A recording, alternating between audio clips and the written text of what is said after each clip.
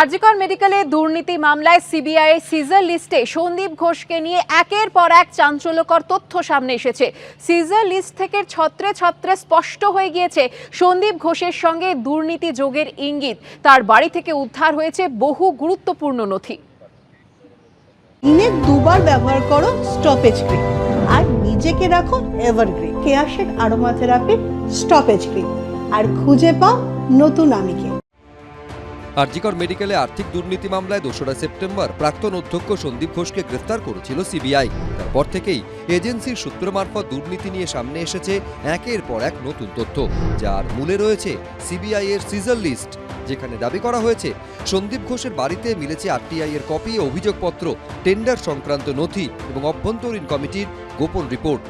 CBI সূত্রে দাবি, সন্দীপ ঘোষের বাড়ি থেকে পাওয়া গিয়েছে 288 পাতার আরটিআই এর কপি, মিলেছে 730 পাতার টেন্ডার সংক্রান্ত নথি, এমনকি অভ্যন্তরীণ কমিটির 510 পাতার গোপন রিপোর্ট পাওয়া গিয়েছে সন্দীপের বাড়ি থেকে। কিন্তু যেসব নথি সন্দীপ ঘোষের অফিসে থাকার কথা, সেগুলি তার বাড়িতে কেন ছিল? এইসব নথি কি লুকোনোর জন্য বাড়িতে নিয়ে গিয়েছিলেন সন্দীপ ঘোষ? সেই প্রশ্নের উত্তর খুঁজছে সিবিআই। একাধিক বিস্ফোরক অভিযোগ যে এতদিন ধরে সিবিআই যেটা করেছে তার গ্রাউন্ড কি, তার বেস কি, সেই গ্রাউন্ড এবং বেস সন্দীপ ঘোষের বাড়ি থেকে যে সিজার লিস্ট, যেটা সিজার হয়েছে, সিজার লিস্ট দেখলেই কিন্তু বোঝা যায়। অর্থাৎ এই সমস্ত তথ্য সামনে রেখে, কয়েক হাজার পাতার নথি সামনে রেখে কিন্তু সিবিআই আধিকারিকরা কাজ চালাচ্ছেন। একাধিক সাক্ষীদের বয়ান রেকর্ড করা হচ্ছে। আরজিকর মেডিকেলে চিকিৎসকের ধর্ষণ ও খুনের মামলায় সিবিআই এর হাতে গ্রেফতার হয়েছেন টালা থানার ওসি অভিজিৎ মণ্ডল। সিবিআই সূত্রে দাবি, এই টালা থানার ওসিকেও ই টেন্ডার সংক্রান্ত চিঠি পাঠিয়েছিলেন সন্দীপ ঘোষ। টেন্ডারের নথি থানার ওসিকে কেন দেওয়া হয়েছিল তাও জানার চেষ্টা করছেন সিবিআই আধিকারিকরা। প্রকাশ সিনহা, এবিপি আনন্দ।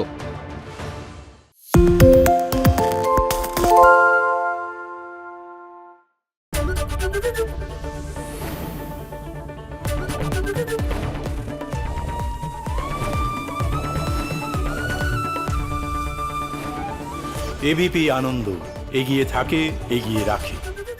শুনতে পাচ্ছি না, বল না। আরে 10 টাকাটা ব্যাপার নয়, আজকে 40 টাকা দিচ্ছি, কারণ 40 টাকা। বাংলা গলাবাজি চায় না, বাংলা খবর চায়। বাংলা খবর, বাংলার খবর। সত্য অন্তহীন, সত্যের খোঁজও তাই, সত্য সন্ধানে তাই আমরা অক্লান্ত, অকুতভয়। এবিপি আনন্দ নতুন ভাবনার প্রতীক, যা মনে মুক্ত, তথ্যে যুক্ত এবং যাবতীয় সীমানার বাঁধন থেকে মুক্ত।